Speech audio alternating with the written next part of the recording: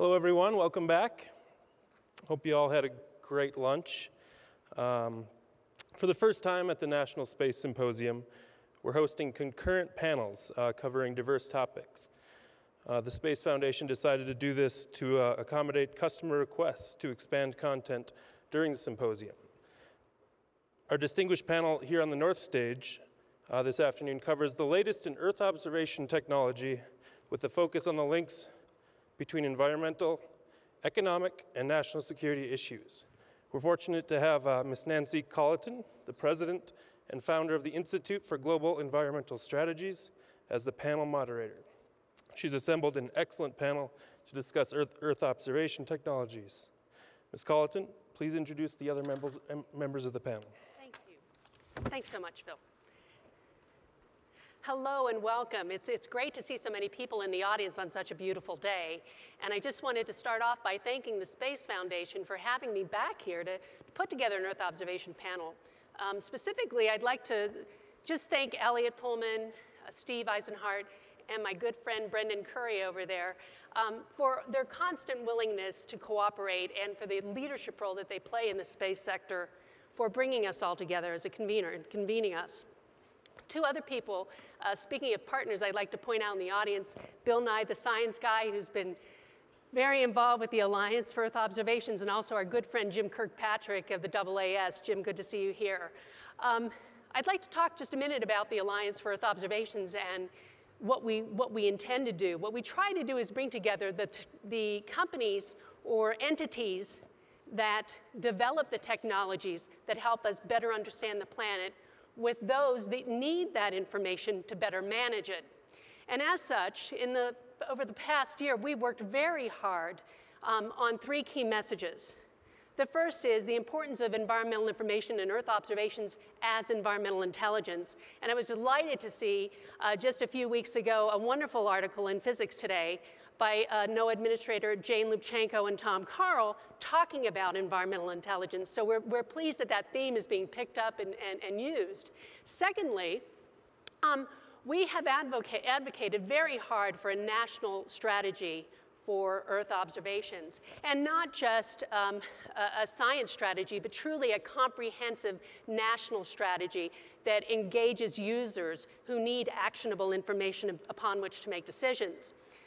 Thirdly, and one of the things I think will really come out as a theme today, we have stressed the importance of the environmental information supply chain, which begins with many of the technologies that we'll be talking about this afternoon.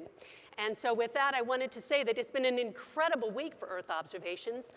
First of all, I hope everyone got to see congratulations to Digital Globe for their work in looking at the estimates of the emperor penguins in Antarctica. This is really special to me as a member of the GeoEye Foundation, who also uses and puts grants out in place to look at how we might better conserve the planet by using satellite imagery. And secondly, I wanted to point out that last week's forecasting of the severe weather across the plains, and how incredible it was that we had such precise forecasting. And if you saw any of the article in the New York Times or on the Washington Post Capital Weather Gang, I think the message there was very, very clear that not only did NOAA do an incredible job of forecasting the severe weather, but they also did an incredible job of messaging it, which made a very good difference in how many lives were saved. Lastly, today as well, we've had some Earth observations has been in the news. Many of you may have seen the press release from the Senate Appropriations Committee on the idea of moving weather acquisition funding from NOAA to NASA. So we may end up talking about that a little bit today too. So with that, I'd like to introduce our panel because we have a lot of issues that we want to discuss, and we've got some incredible people with which to discuss them. To my far left is Dr. Tom Bogdan, who is the new president of UCAR. And Tom comes to UCAR from NOAA. He's a space weather expert, and so he'll be touching on points from the research and academic perspective. And To my immediate right is Lynn Dougal, the Vice President of Raytheon Company, President of Raytheon Intelligence and Information Systems, and it's also very important to note, as was noted at lunch, she's also a member of the Space Foundation's Board of Directors. Congratulations to you, Lynn. To my immediate left is Rob Matrevsky, who's a Vice President and General Manager of Intelligence, Surveillance, and Reconnaissance Systems at ITT Exelis, the newly established ITT Exelis, I think. And on my far left, General Chuck Wald, who runs the defense practice for Deloitte. And many of you may have seen some of his work recently. He, in fact, published in the Wall Street Journal a column looking at military options for Iran, given their nuclear ambitions. And I bring this up only because the piece that was written in the Wall Street Journal was written with Chuck Robb, who is a former board member of the Space Foundation. So I wanted to make that little connection there for you. So to get started with our discussion, I'd like to start with you, General Wald. If you could give us a very general, perfect for a general, overview of our national security interests. Sure. Well, thanks for doing this, Nancy, and thanks for what you do for the cause, I guess I'd call it. I guess it's just kind of edgy. Why is a general talking about, using space assets to predict weather issues, and why is that? Why does that mean something to an operator? Number one, as a background, I think, and all of us, you all know this, and for those that came after lunch, I hope you don't fall asleep during this period, but part of the issue today is that we are in a different world than we've been before. And we're 10 years into or actually 12 now years into the new century. And things have been happening so fast that we haven't had a chance to really sit back and look at what is the new world we live in. And from a military perspective, the new world we live in has new paradigms and new priorities. And my personal opinion is that the new priority for the Department of Defense is intelligence, surveillance, and reconnaissance. And we're going to go into a little bit more about why the weather part makes a difference here in just a second. But the ISR issue is now the mission for the United States military. And it's all-encompassing. Obviously, part of that is space as well. And I don't think a lot of people have really transitioned their mind into that. And one of the reasons I think it's important to talk about is because we have a few separate asymmetries in America that separate us from other people in the world. So number one is we're a global world, and for those who don't agree with that, you're going to disagree with the rest of what I say. And we have no choice about that. We have to operate as if we're a global nation. We have to operate with the rest of the world in mind, not just from the standpoint of economy, but natural phenomena as well. Number two is we're still the greatest nation in the world from a standpoint of national security and power. And as I said earlier, ISR is a huge part of that asymmetry that we can't take for granted. Space is a huge part of that. Another paradigm we have is mobility of the Navy with the carriers we have. I read an article in the Washington Post a few weeks ago where it said, why does the United States need 11 carriers when any other country only has one? And the reason is we don't use aircraft carriers to fight aircraft carriers. We use aircraft carriers to project power.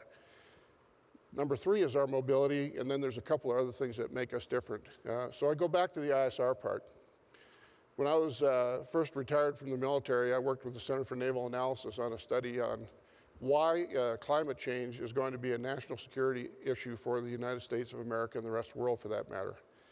And this gets to what Nancy is emphasizing in her work. There were 14 retired four-stars. I saw Admiral Trulius had lunch with us. He was one of the members. All people that had recently retired from the military. It was a pretty edgy study. And we came to the conclusion that one of the major issues for us as a nation in the future will be destabilized areas caused by climate change issues, whether it be rising waters due to the rising ocean waters, or whether it be land issues from the standpoint of the Sahara growing larger, as we've seen in Darfur, which for those that follow that, that's a climate-induced national security issue. And our conclusion was that climate change will be an issue for us to contend with in the future. And you start looking at that and you say, well, what's the proof of that? Every time there's a natural disaster around the world someplace, the United States military, basically you dial 1-800-US Navy and we show up. We need to have predictability in what we're doing, and part of that is going to be by observation. And unless we can articulate that and make that argument and better connect the dots in that area, we're going to have a very difficult time in the future still funding, I think, our space assets. And there's a lot more to space than just that, but as a side, we need to be able to all articulate what are the imperatives for our country in the future and what are the things we're going to need to be able to respond to those, and obviously observation is one of them. So I'll stop there and we can answer questions later. That's fine, great. Well, why don't we jump around a little bit, because I'd like to leverage a little bit of that, what you just talked about there, General Wald, and ask Lynn Dugal to whether, Raytheon has a significant role not only in the acquisition of Earth observations, but much of the entire supply chain. And I'm just wondering, what do you think are some of the key elements or strategies for providing more accurate and timely information that could be more useful for the environment, economic, and national security interests? Good. Well, thanks. And I think why I like the question so much is it really comes down to decision makers. Mm-hmm. So when you mentioned it wasn't enough that NOAA had an accurate forecast, you had to have that messaging piece, yes, which is to get that to the individual decision makers that really have to make some very, very difficult decisions in a short period of time. And so as industry, we look at that whole chain that says scientific information down into intel products, if you will, that will inform people and make decision makers, empower them to either make higher quality decisions or more quick decisions. And what I find best about Earth observation is you have a whole plethora of users. So that might be you or I, sitting in our living room watching a tornado warning and deciding if we're actually going to go into the closet or not. Or it could be major weather agencies deciding if they will evacuate an area. So as I look at how do we enable decision making, I really look at basically three pieces that we want to continue to optimize and improve as we go forward. Lots of it is that timely capture of data, but with the delivery mechanism in that string. So it's not enough for me to task it off of a satellite and bring it down in an hour or 28 minutes or 2 seconds if the decision maker is hours away on that decision-making chain. So I think as we look more and more at optimizing that whole chain, what is timely, what is needed for the mission or the decision will be very important. The other one, and I try to not do this, but it happens every time I speak. I irritate everybody in the audience, so this is my opinion. But I think we have got to focus on adequate coverage, multiple sensors.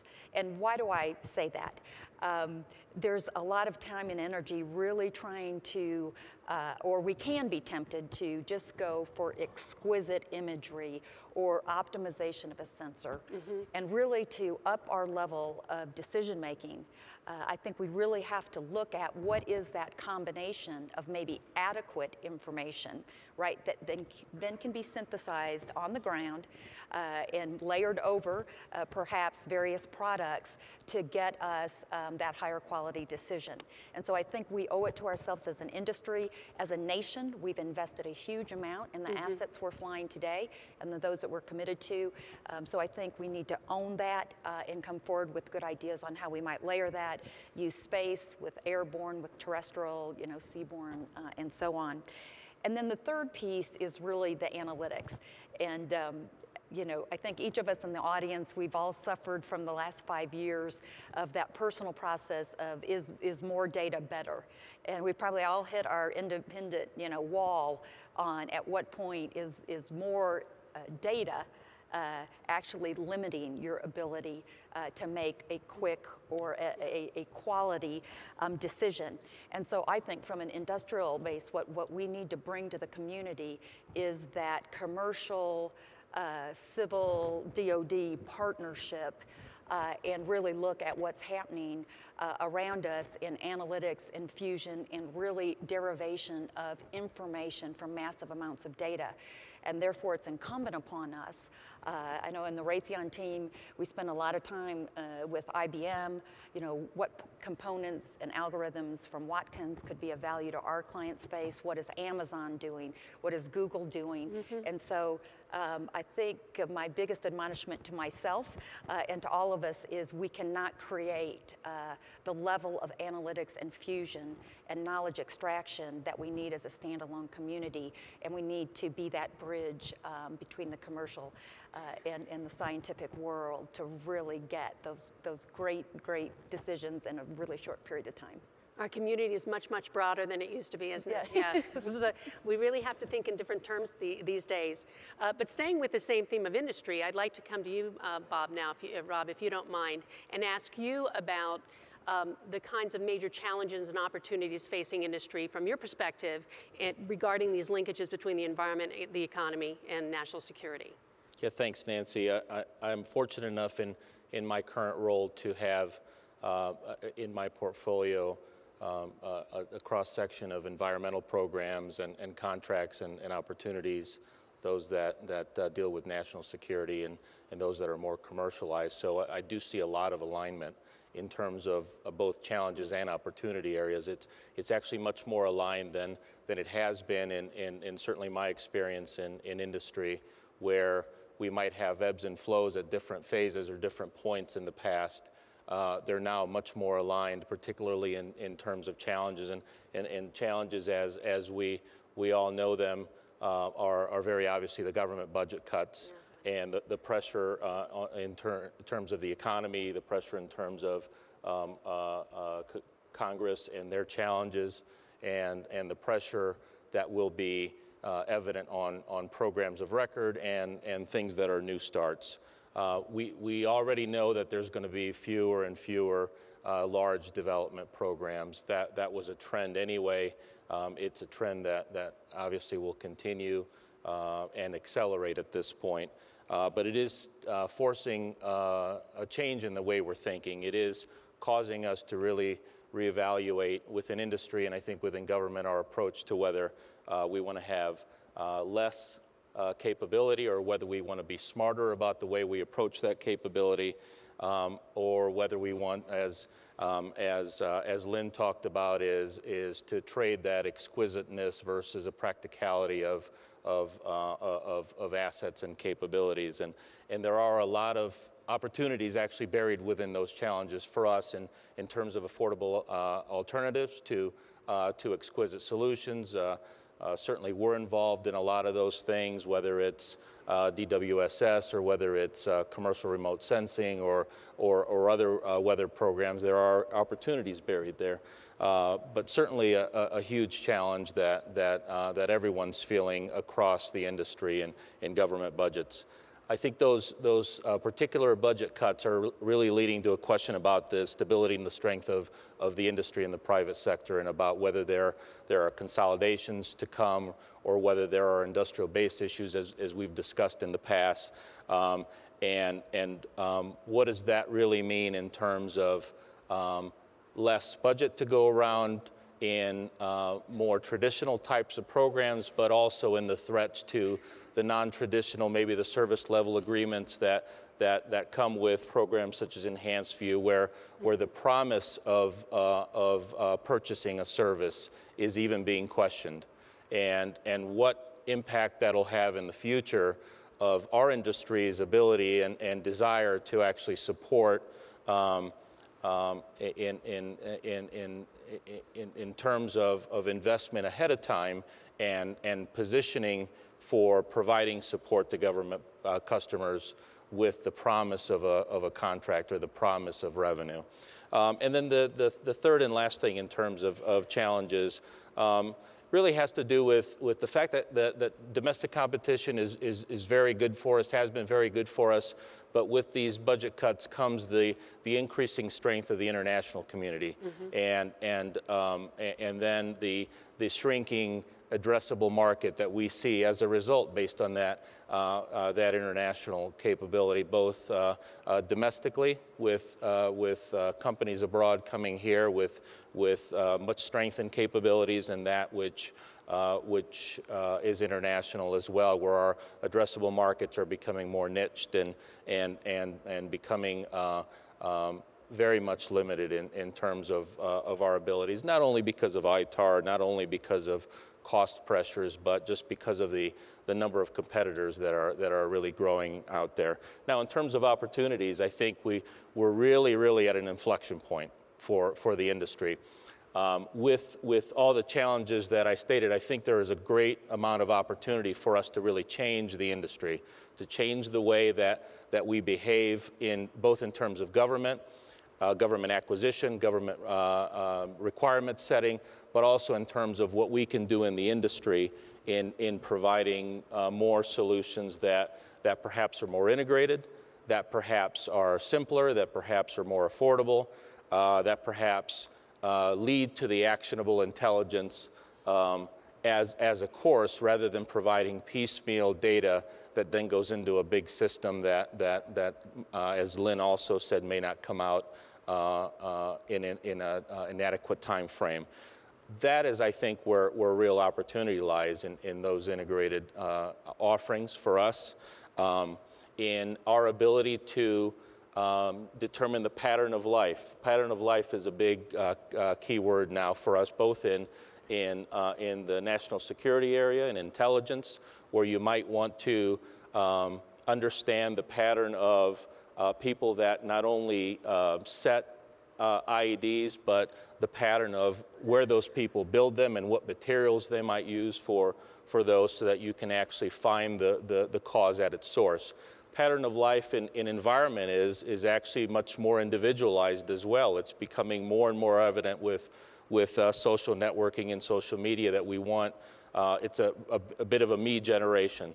We want to know environment as it pertains to me. We want to know environment. I personally want to know when I go to my son's soccer game, whether I should take an umbrella to that field. I was actually in St. Louis this past weekend for a soccer tournament with 250 teams, and it was canceled after we drove 370 miles.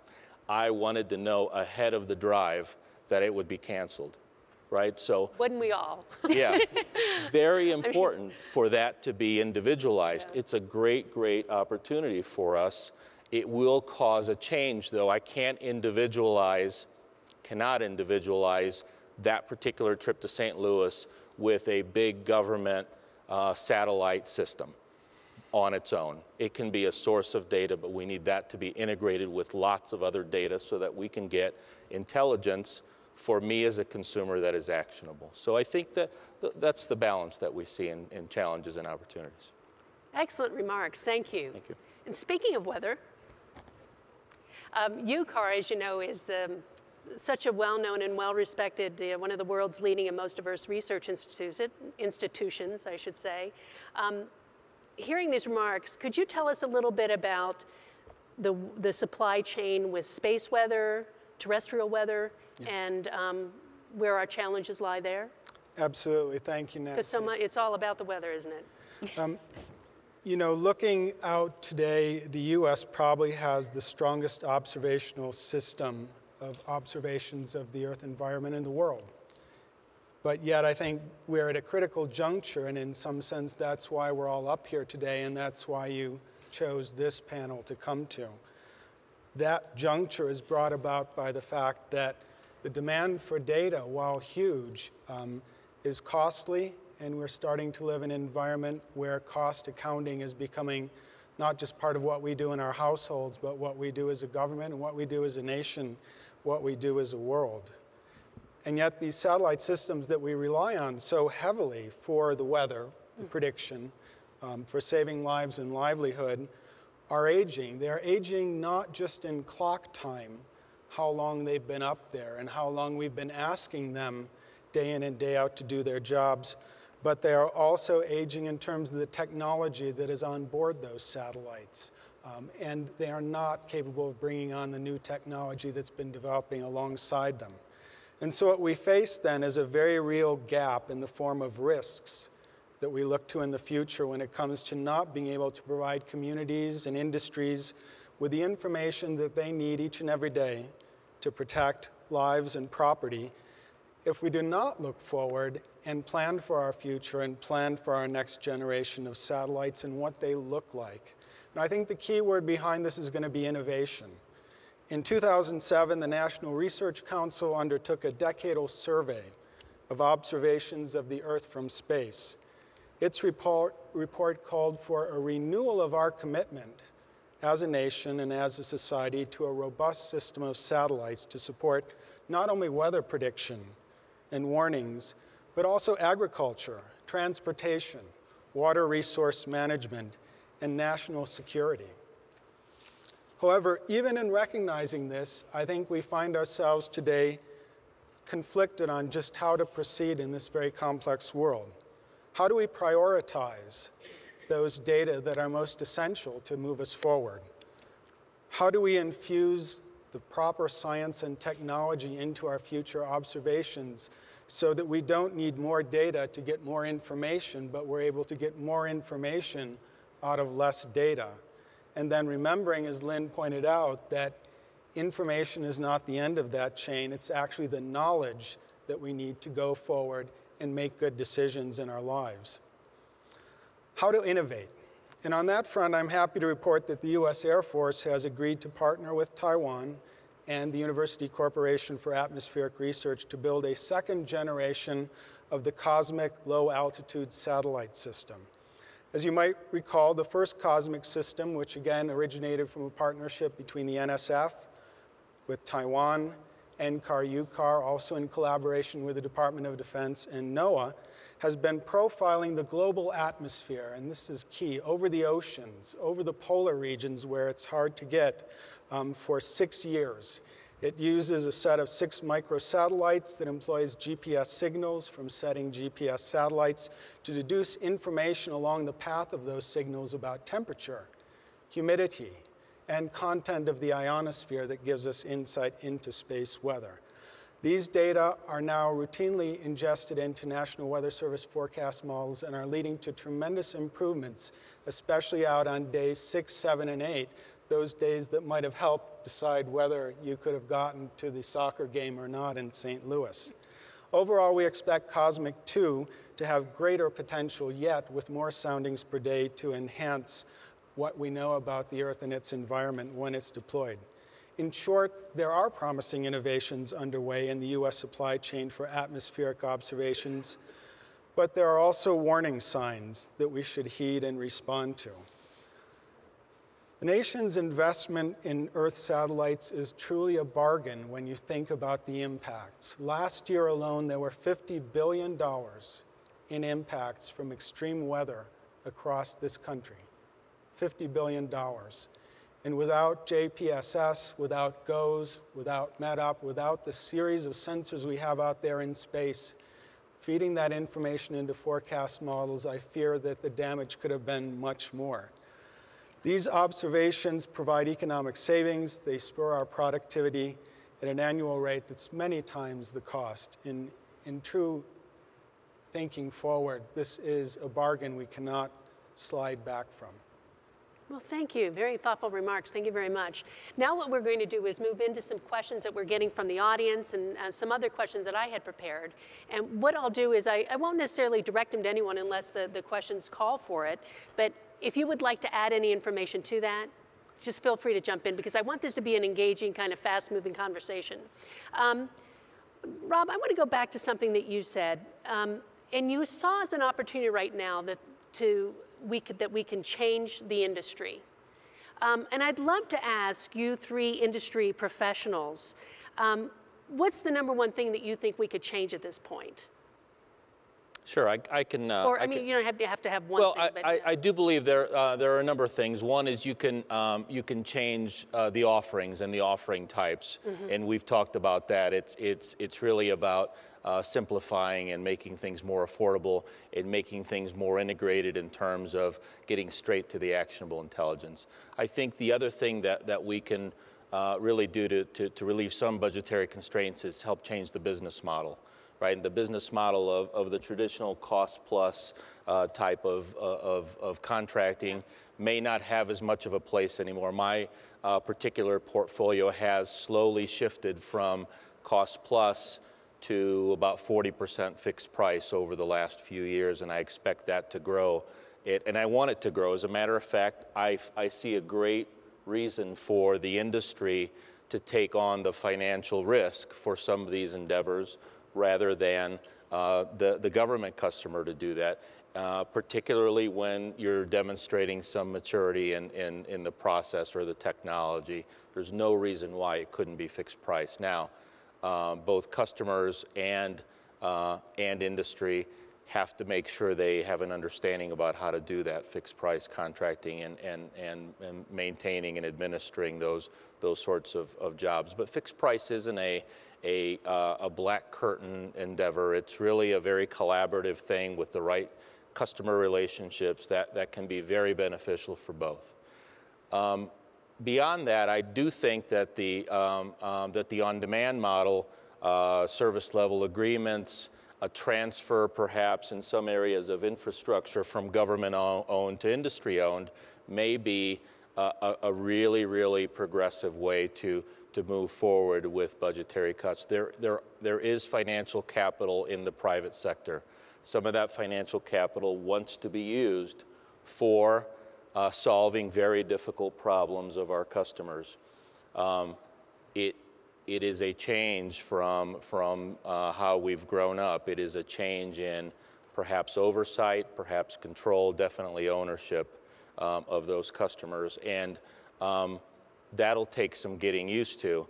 Now, we see a little bit of back and forth about SLAs or on-demand is really great, but you see some of the enhanced view challenges, and you ask yourself whether there will be a promise made to industry and an investment made as a result, and then that'll get reassessed at a future point. So there's a little bit of fear there that is likely out of the industry that we have to make sure to mitigate now before we don't take the next step. And I think that next step has to be taken, particularly if we're talking about $1 trillion cut. It just has to change. General Wall, do you want to add anything? Yeah, I mean, first of all, I agree. I think something Lynn talked about a little bit ago is kind of driving a lot of what we do, and that's the fact that from a military perspective, I'm probably a little more lenient on my willingness to transfer technology, because I think there's so much competition out there anyway that people will go to the 80% solution anyway. And I'd rather have our technology in the hands of our allies than somebody else's technology for a lot of reasons we're not going to talk about here.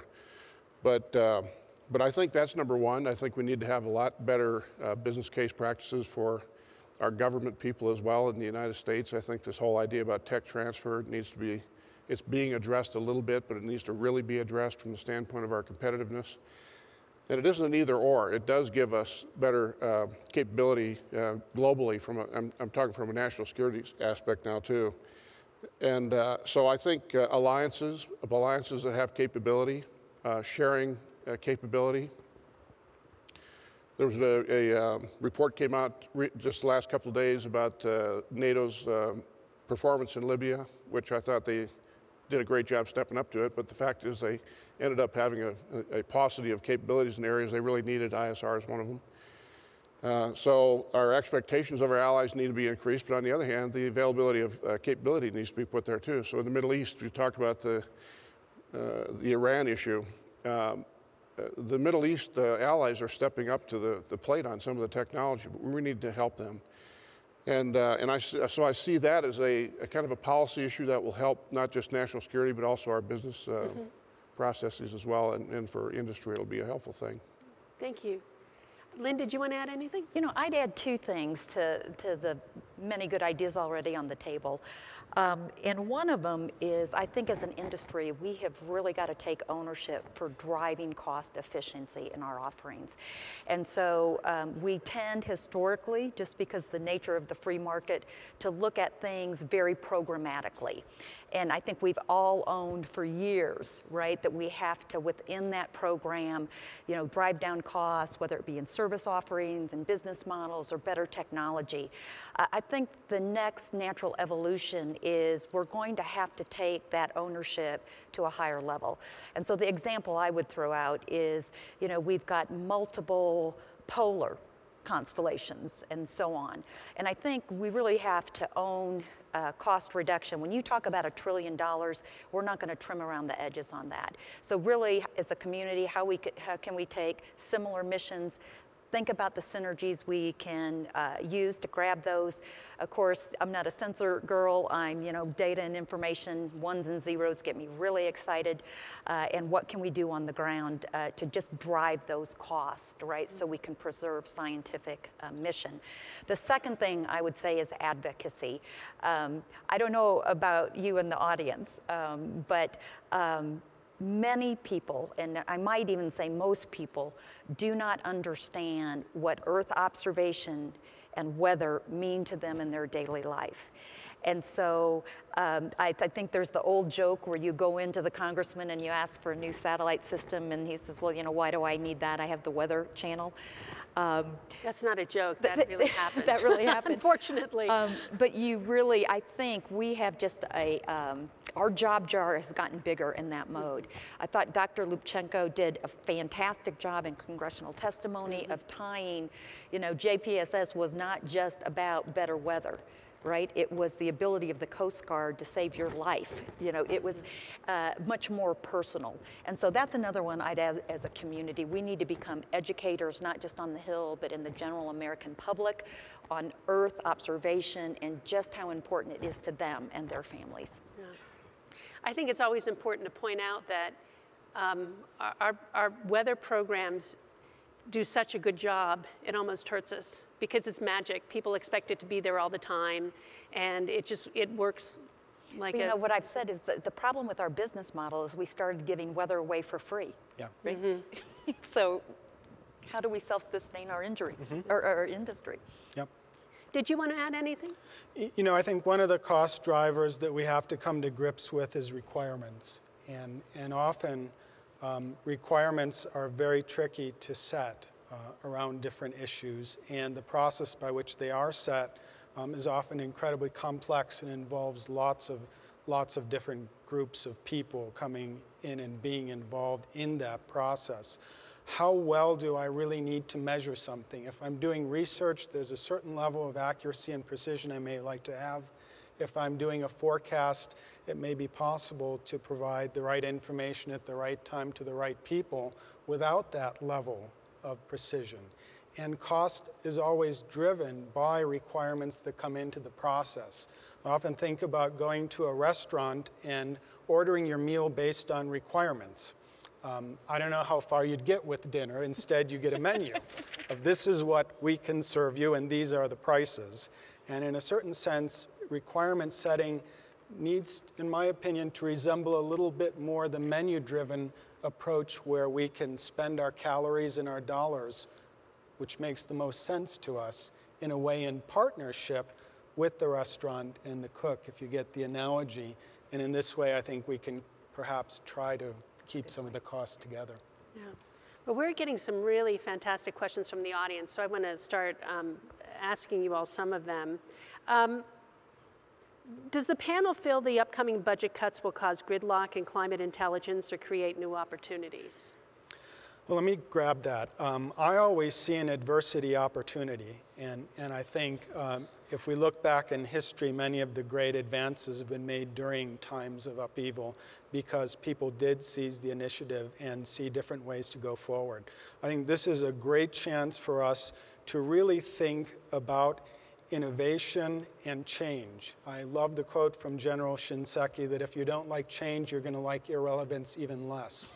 I think there are many great ways for us to start thinking out of the box about ride shares, hosted payloads, data buys, and also thinking about not always getting our information from space, which is a great place to do it, but thinking about crowdsourcing. Your automobiles know the temperature. They actually know the pressure as well. They have ways to send that information back to central hubs where it can be used to move weather models forward and give you local weather conditions. Crowdsourcing, in short, is, I think, one of those areas that we can start to look into. So my hope is that in the budget adversity ahead, we can do two things. First of all, think about different ways to get to the outcomes we need to get to.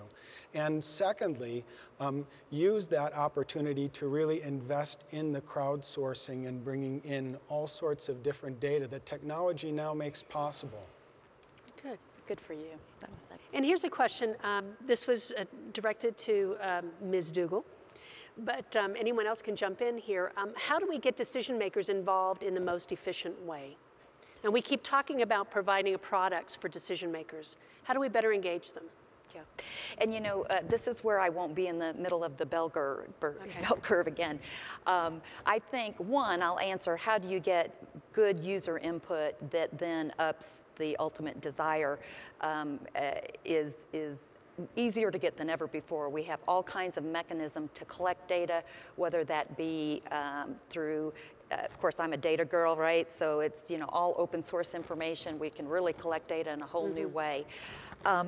But the exception or the caveat I'm going to take is the trap that we've all heard about, where we hear Steve Jobs say, if I'd waited for somebody to tell me what they wanted, we would have never gotten where we are. And so my limited experience has been users tend to try to optimize what is. They're incrementally improving. And yes, we need that input, but we need to be just as sensitive to, you know, what are the possibilities? And I bet you there's not a lot of analysts out there that would say, gee, I think we should go for crowdsourcing. So I think, yes, we need to collect information, process it. I also think we as an industry have got to bring forward new, different, and then take ownership for that education and training to make that new technology work. Rob, do you want to add anything to that, how we engage decision makers? Well, I agree. I think it does need to be a little more strategic in view, rather than programmatic or tactical. And I think the changes can be made by looking at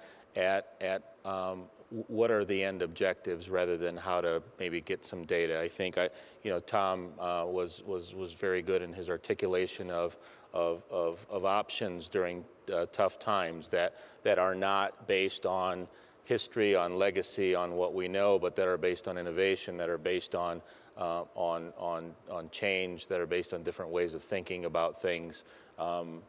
Observation and measurement doesn't have to come from space. It might come from the air. It might come in situ.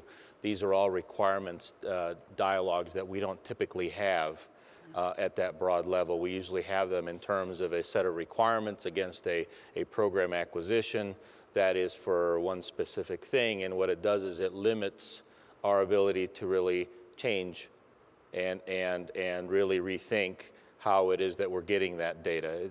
So I think it's very important to have a broader strategic dialogue that can then flow into a set of requirements that might be more systematic than something that is tactical and limited to certain programs. Thank you. I have a question for General Wald. Going back to what Lynn Dougal had brought up about, you know, the exquisite information versus some adequate coverage. What are the trade-offs there? You've been in a situation awareness kind of atmosphere. Yeah. What are the trade-offs? No, I think that's actually the issue at everything right now. It's trade-offs, right? And it's risk. So the big challenge, I think, for everybody here, I mean, first of all, everybody that's here agrees with everybody. That's kind of part of the problem with these forums. I mean, everybody loves space and they love what we're talking about. So the people that don't necessarily know that aren't here. And if they were here, they probably wouldn't understand half of it anyway. So part of it is developing a story that people can really, no kidding, understand, that they're decision makers. Okay. And so, as an example, when we were in European Command, we had Africa at that time in our portfolio, and there was a lot of activity in Africa. And it didn't kind of meet the threshold for Washington intervention, but it met the threshold for we had to be involved. So we had to start telling a story of why we needed to be involved in Africa. And other than just, sympathy or human, concern, there are strategic issues there. But one of them was trying to put that into some kind of context that decision makers could understand. So we asked the GAO to do a study. And the study was based on what do you get for prevention versus actual after-the-fact intervention.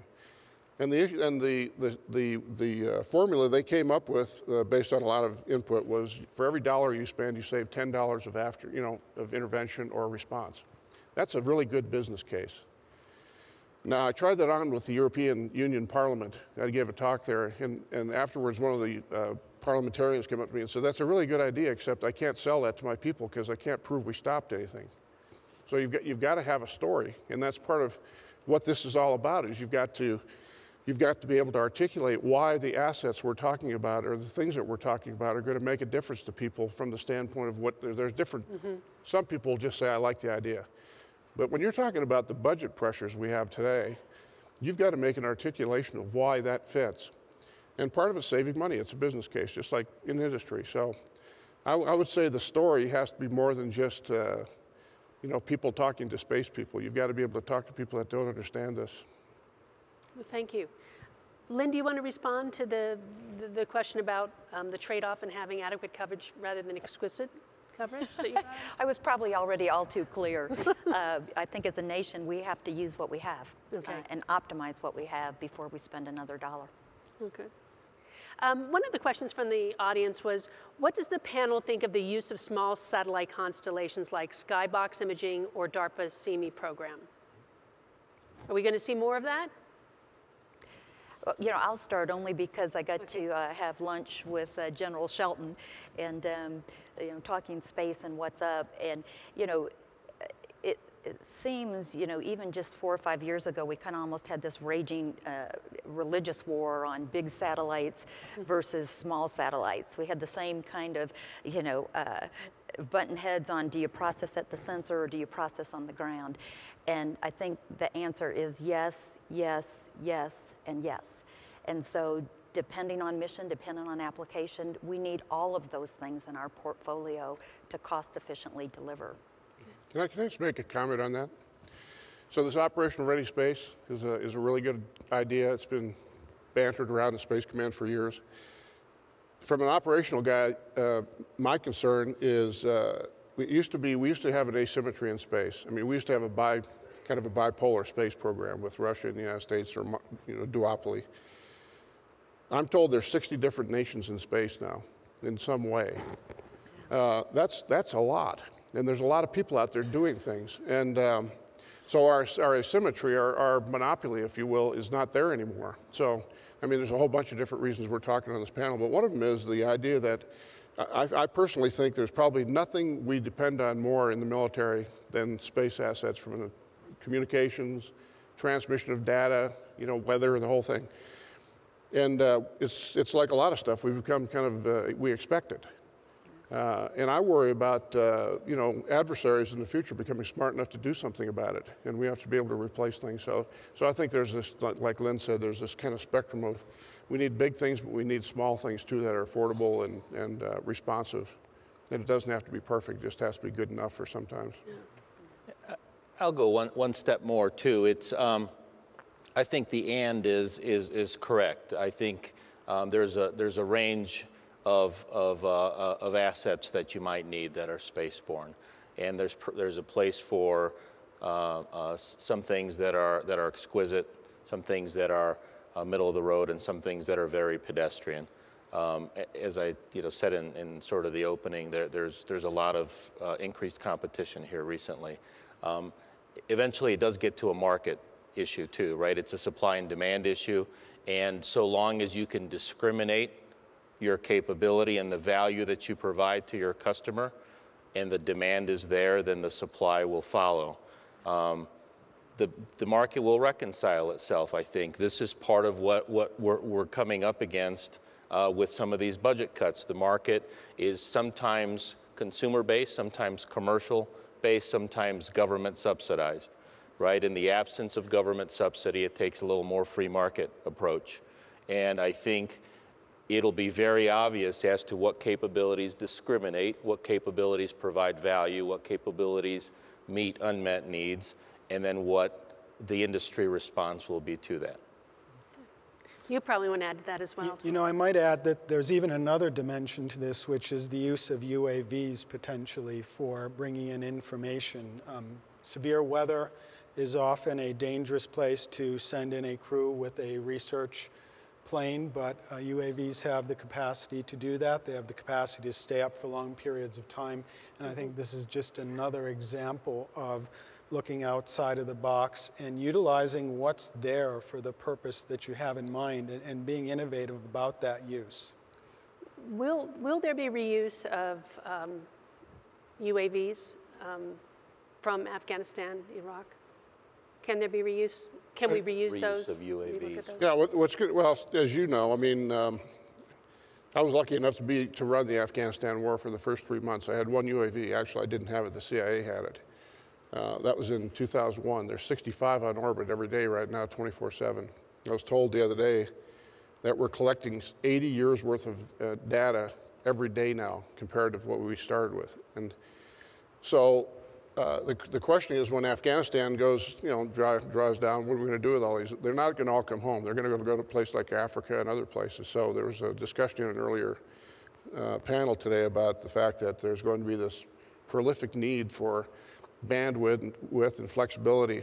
And the expectation by the warfighter is unbelievable. I mean, everybody expects to have instantaneous, perfect rover data every minute. And so it's not going to go, it's going to become larger and larger, the demand. UAVs are here to stay. They're going to become more sophisticated.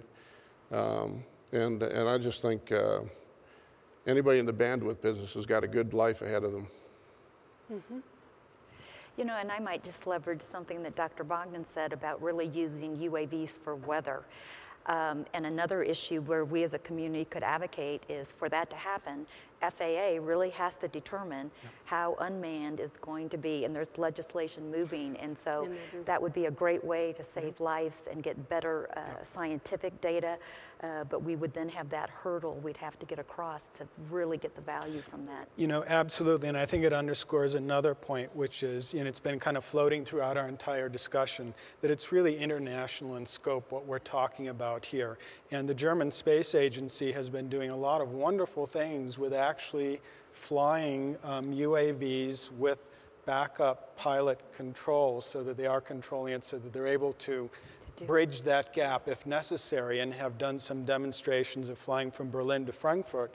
And if you think about the congestion in those airways with these things, so I think some proof of concept, we can look to other places, and really the whole international dimension of Earth observation is really where the future is. Each country does not have to generate its own climate data for the world, but we're going to have to get into a mode of sharing that and parsing out where our specialties are.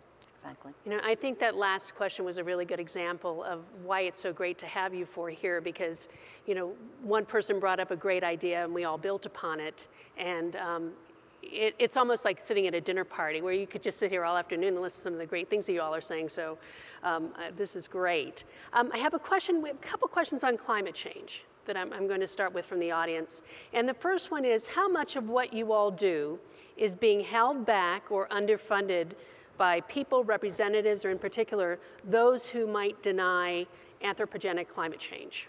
And can we put a dollar figure on it? No, I think that's very hard to do, actually. I think we do spend a lot of effort on climate. I know at the National Center for Atmospheric Research, that's one of our main areas of work, and we feed into the IPCC. What we're seeing is growth actually in perhaps a different part of climate that people haven't maybe thought of as climate, and that would be that period from, say, 2 weeks or a month out to 5 years. And it doesn't really come with a good name, though we sometimes think of it as seasonal to interannual. But that's a situation in which there is strong forcing from the business community for that information, because you can imagine that knowing water behavior over that time, knowing temperature changes affects so many decisions that corporations need to make about investments. I think the second part of moving into that area where we're putting a lot of emphasis is people have a memory and can go back and do the validation and verification in their brains. I told you that next summer you're going to have a wetter time in this part of the country, and you'll remember that. And if I got it right, you'll come back to me next summer and go, yes, more models. And if I got it wrong, well, we know what'll happen there. But part of building the trust in the whole climate process is, I think, for people to really experience it and see that it does make sense. It is happening. And as you know, it's hard for us to experience averages. We experience day-to-day activities. Yeah. And so I see a lot of support for that, not only throughout the government, but also from industry. And I see it also as a very challenging problem coming back to Earth observations. What observations do you need to take to fit into that niche? You're beyond assimilating 8 million pieces of information on temperature and humidity that's driving that up to 2-week forecast. And yet you can't be in the ensemble world of climate because I need to give you something specific to work with. You've got to make a decision about next summer's crop one way or the other. So I think it feeds back into our discussion that here's a new challenge for different sorts of data we need to bring to bear on a problem. Good. Well, here's another climate change question. And asking the panel, what do you think the largest threat to national and economic security is? And how should we use Earth observations to help counter it? Is it the temperature that drives energy usage? Is it water? I think that's a really good question. My own sense would be water. That I think water is probably the big issue that confronts us because it's such an essential part of everything we do. Anybody else want to? Yeah, I tend to agree, and I think of water in 2 ways. One is droughts and floods. So it's freshwater availability, which causes national security angst. And the second, in terms of flooding, sea level rise and its effect on population centers that are coastal based, and then its ongoing impact on national security should a population center be impacted and move, or should it be disturbed and cause an uprising in any part of the world. So I do think that's a very important issue where clearly the environmental objectives and the national security objectives intersect. You know, and I might add that when you look at climate, getting water right is the hardest part of climate right now. That's a very hard part of that. And so what kind of assets might we need, or where do we need to make the advances to improve that? I think it comes back to something you said, which is we need to think about bringing more mathematics to bear on the problem, more system approaches to it. We're going to have to integrate data in new and better ways. We're going to have to try to take the best of the day-to-day forecasting with the best of the climate modeling, which brings in essentially the land surface use. What are people doing? What's happening if I clear-cut forest in Brazil? How does that change the uptake of carbon dioxide in the atmosphere? And that's not in a weather forecast, right? That we don't do that for weather forecasts, but we need that for climate, and we're starting to need that for that intermediate period. Okay, now a question on international partners. And the question is, international partners are a critical component of our environmental data acquisition. With the declining budgets, do you see these partnerships increasing or decreasing, and why? Are we doing this thumbs up? I think it's increasing. I would go with increasing. COSMIC, I think, is a great example of something that would not have been possible without the interest of Taiwan and their science agency in taking that technology and bringing it forward. General Wald? I think the problem in Washington, again, which is where I live, so forgive me, but when you talk to some of the congressmen, we get over there quite a bit, or senators, and the issue they have is constituency acceptance, right? So they would articulate much of, I think, the same things we're saying. I think But the problem is they have to try to tell their people what it's all about. They have a problem with that. There's not a lot of sympathy for international investment, if you will, or partnership investment. And so again, I think it goes back to the story. We've got to have a better story somehow. We have to, and by the way, we have to be engaged. They need some top cover. When we did the CNA, Center for Naval Analysis study on climate change, the 14 generals, when they kind of rolled us out, they gave some of the congressmen a little bit of top cover because they're saying, you know, if they believe it, then I can believe it, right? Mm-hmm. So part of it's how we engage and how we give them some ammo to engage as well. So I think we have a pretty sophisticated challenge that people like us that want to make a difference in areas that necessarily isn't very acceptable, we have to get a story for it. Here's a really interesting question.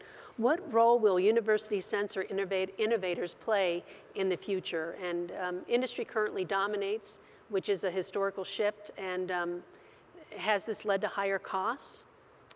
Are academic institutions more competitive? I certainly see that the academic world is getting much more competitive. We're seeing a lot of spin-offs of private corporations from ideas and technology. I think it starts in the nanotechnology and biotech areas, but it is moving into other areas as well. UCAR has 77 member universities, and I've been going out to visit many of them, and I am incredibly impressed by the entrepreneurship that is out there on campus. And really, I think you get a lot of young people who don't know the meaning of the word no.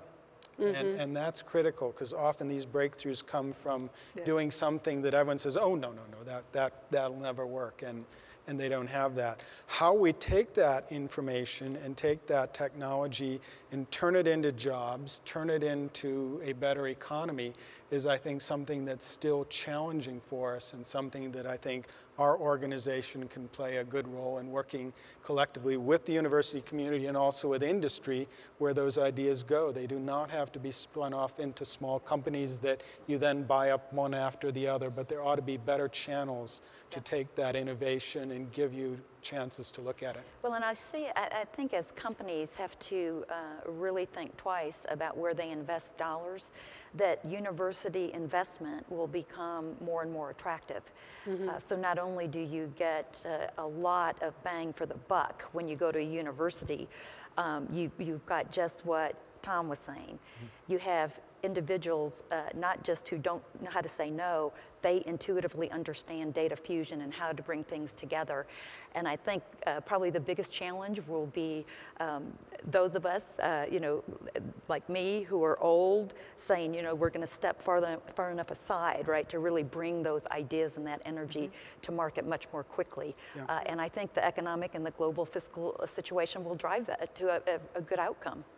You know, and I think, just to interrupt slightly, I think the other issue we'll have to face is patent issues. I know sometimes a lot of the universities are buying patents to be able to stay in the research that they want to do, because if someone else grabs that patent, then often there's a whole research area that's off limits to them, and for a researcher that's hard. Good. Rob Matrevsky, a question for you. Do you see the flat to declining NOAA, NASA, SMC budgets as a threat to national security, as these organizations provide much of this sensitive information for decision making? Not in that sense, I don't think. I think it's not a surprise that certainly the NASA, the NOAA budget, for example, given that the two flagship satellite programs are in process and will provide the next generation capability for, you know, for the foreseeable future, that would be flat. It's not a surprise that the NASA budget, based on administration priorities, has you know, has flattened out. I believe there needs to be some further reconciliation of priorities. Would I prefer NASA's budget to increase? Sure. Yeah, I think so. I think, you know, there are a lot of things that NASA would like to accomplish that we would like to participate in.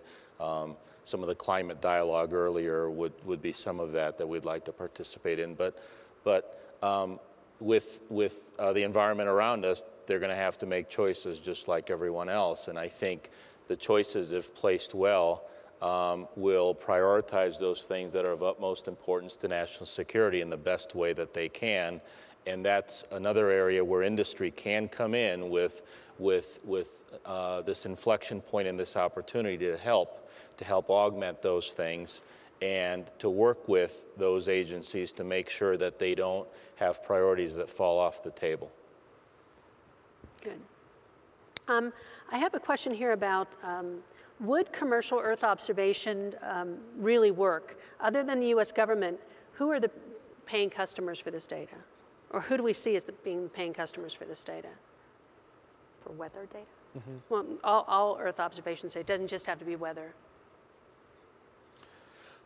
There certainly is a large commercial weather industry out there that would pay for data and currently are paying for data of various sorts. There are commercial sources of data, many of them ground-based that I know about, that are supplying data at cost. So I think there are groups that may be specializing in certain products and services for certain types of users that would do that. I think the tricky thing around data buys is the ownership of that data and the propriety with it. In some sense, some group of users have to spend enough to buy it so that it's profitable to the company generating it, and it makes sense because the Weather Service will most likely have to share that data with everyone. The UK Met has a more interesting arrangement around proprietary data that they do not share, and so there are other models where data is held close within an organization, but it's very tricky business and leads to a lot of headaches. Yeah, I'd like to comment on that. I do think that it is, in certain areas, it's a challenge because weather data is free, right, to the consumer. So whereas in Enhanced View, you have a business model which relies on partial government funding, but also the free market buying imagery and creating a supplemental business case for that. It's very difficult in certain aspects of environmental monitoring to monetize exactly what was previously free weather data would do to a business case. I do think that it's an unsolved challenge and that we do need to try to understand what the next step would be in a relationship like that, where you might need to add value to products resulting from the data that would be of fiscal value to a consumer who would then pay for it. So the individualization that I talked about earlier of data for me, of environmental data for me, whether me as an individual consumer or a company or an insurance company or something, is the step that needs to be taken, because it can't just be the raw data that is part of the business model on its own. And my personal feeling is we shouldn't commoditize it. And it's like GPS, for example. Once we went down the road of free GPS, it's over. And there's I think a lot of issues about selling weather data that almost has a morality issue to it. So I think it's a service that our government provides, and the people benefit from it. I don't think we should commoditize it. A related question, what policy changes are required to allow private investments to fill imminent data gaps in environmental data, and how do you convince lawmakers to adopt them? Jump right in there, Tom. You got me.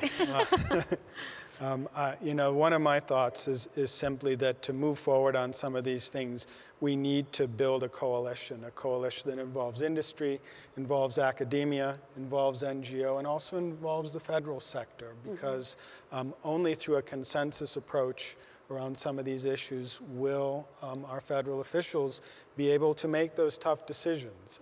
What happens is they need that top cover to be able to change how we do business, or to change processes, or to change even the type of data that comes in. And they are very susceptible to those calls and letters that come in whenever something is being changed. So maybe if we can all work together on it, we can solve it. Well, here's another really good question. And what is the Earth observation and remote sensing industry's responsibility to developing regions of the world who could benefit sustainably from this information? How are we considering using this data and information and preparing users in the developing world? And not to ask another question of the panelists, I don't know if that's a lot, but especially in Africa, when we look at Africa and how do we actually move weather information so it's actually usable, might be a nice frame to answer that question. I think, and we come to the conclusion that we can't live in isolation. I mean, the globe is the globe, right? And that'll become more apparent as we move into the, there's a near-term problem right now because of the acceptance of this. It's kind of like the young kids that are coming up. When they get to our position, it's over. They're not going to have this problem. It's just, there's a gap here between when people start understanding the implications of what you're talking about from more than just a humanitarian standpoint. This is an economic issue for our nation, and a national security issue too. Sometimes people have to have crises to make that happen. I think we could probably, with the right articulation, kind of head it off the pass, but I sometimes wonder if we can do that. But I believe that, again, it's when it becomes apparent to us that it's something that makes a difference to us, either from a personal aspect or a monetary aspect, then we'll make the decision to go forward, and it will be that way. This has been an area that USAID, the World Bank, the Asian Development Bank, and these sorts of organizations are now investing fairly heavily in regional downscaling climate to try to bring that information into other parts of the world. Can we do more? Yes, I think we should. Yeah, and do you think it's a totally underutilized soft power I think tool? I think it's growing because the economic benefit is starting to become very clear when you have banks doing this kind of investment. They're seeing the outcomes and how important that is globally. Okay. Now we just have a few minutes left. And so what I wanted to ask each of you is to just give some thought as to what's the number one thing that you'd like the audience to leave with today? Given the remarks you made, the questions we've had, what do you think are the important messages? And anybody want to go first? Let me start. I just come back to the point that even though we are in tough budget times, the investment in Earth observations is just truly a bargain.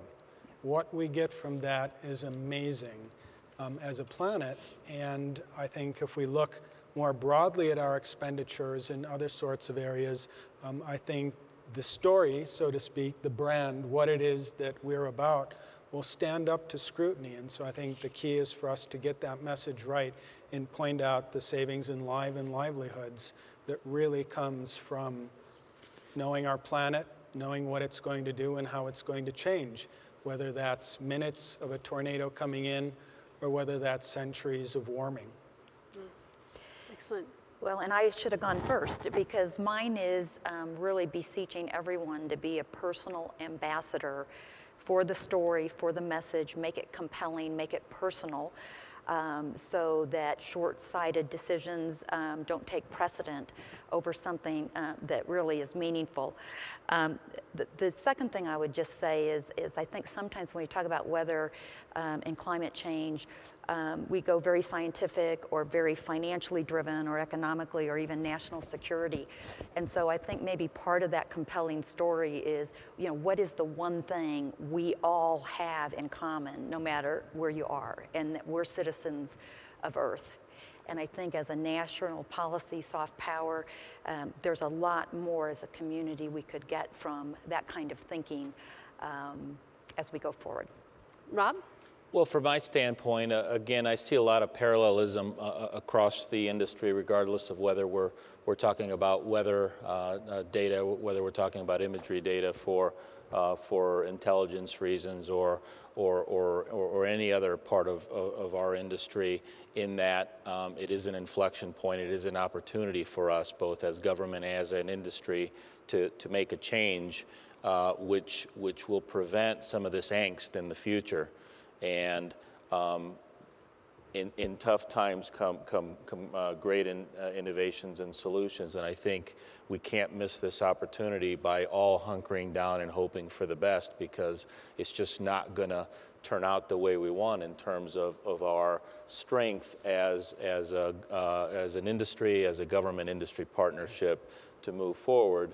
And it's really important for us right now to really advocate for some of that change and try to make sure that it happens in more than a very peanut butter cutting sort of mode, that it happens in a very definitive approach that can strengthen us in the future.